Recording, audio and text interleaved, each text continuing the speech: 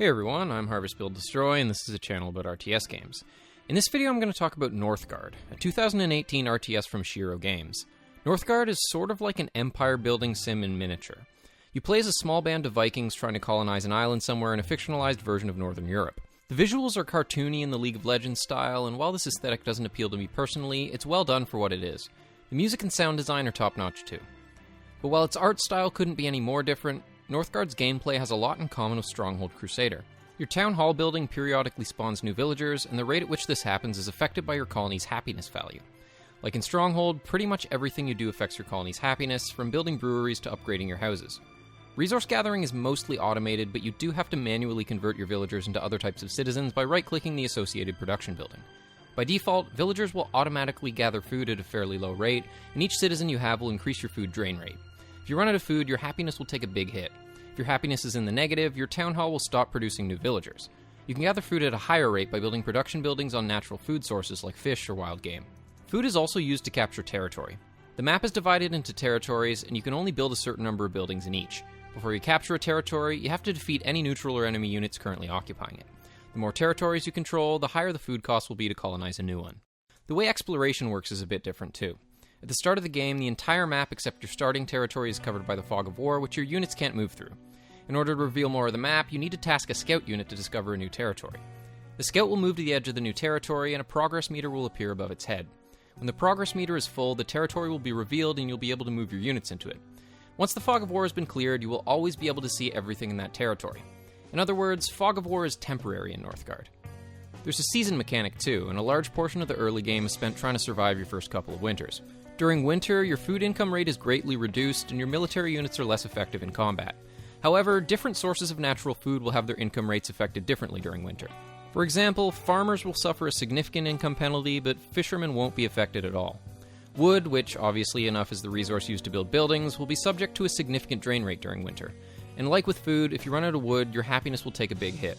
In my experience, running out of wood during winter can be more punishing than running out of food. If you find yourself running out of food, you can sacrifice sheep or turn other types of citizens back into villagers to gather more. Wood is gathered by building lumber camps using wood, so if you underestimate how much wood you'll need in the winter, you might not be able to build another lumber camp. The only other way to get more is to buy it at the marketplace if you have one, or to hold a feast. If you have excess food in any season, you can hold a feast, which temporarily increases your happiness as well as the income rates of all resources. Once you get past the early stages of the game, when surviving winter isn't such a big deal anymore, you're going to be feasting quite a lot. You also have to gather crowns, which are basically gold, and are used for upgrades in military units. To gather crowns, you build buildings like marketplaces or longship docks, and turn your villagers into merchants or sailors. There's also a resource for global upgrades called lore. You receive a certain amount of lore over time automatically, but some territories contain monuments that allow you to turn a certain number of villagers into lore masters, which increase your lore income rate. The last two resources are stone and iron, which are gathered by building mining camps and converting villagers into miners.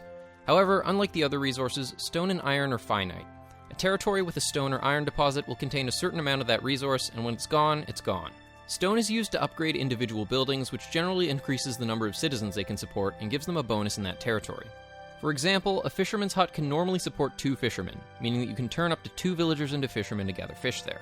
If you upgrade the building, it will then support up to 3, and fishermen in that territory will gain a gather rate bonus. If an upgraded building is destroyed, the upgrade is gone, so you want to be careful only to upgrade buildings in territories you're confident you can defend, since there's a limited amount of stone on the map.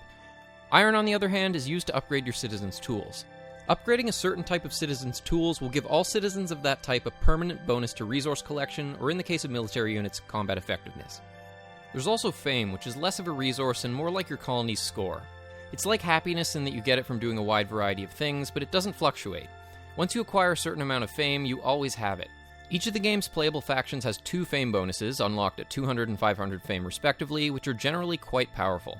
All factions also have 2 or 3 starting bonuses, which are more comparable to Civilization bonuses in Age of Empires games.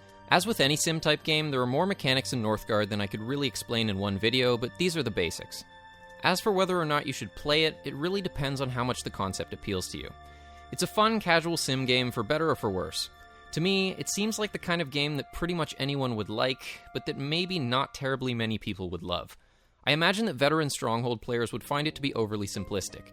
Since most buildings can only be built in territories with a particular resource, your colony just doesn't feel all that customizable. And with automated resource gathering, building placement tends to be pretty arbitrary. There's a sense of ownership I feel over my base in Age of Empires 2 or Stronghold Crusader that I feel is missing in Northgard. Building a base just doesn't feel as inherently satisfying as it does in those games. I have a few gripes with the interface too. There aren't enough hotkeys for my liking in general, and some pretty basic RTS control features are missing. You can't add or remove units from selection with the shift key, and there's no attack move. The WAS and D keys are used to move the camera. I've enjoyed playing Northgard, but the enjoyment largely comes from discovering the game's mechanics and figuring out how to expand your colony optimally. But once you've got a feel for the game, that's just it. You can expand your colony pretty optimally. Theoretically, if you know the map going into the game, there's probably in most cases an optimal way to play the map based on your faction's bonuses. Because of this, it sometimes feels more like a puzzle game than anything else. To me, this really cuts down on the game's replay value.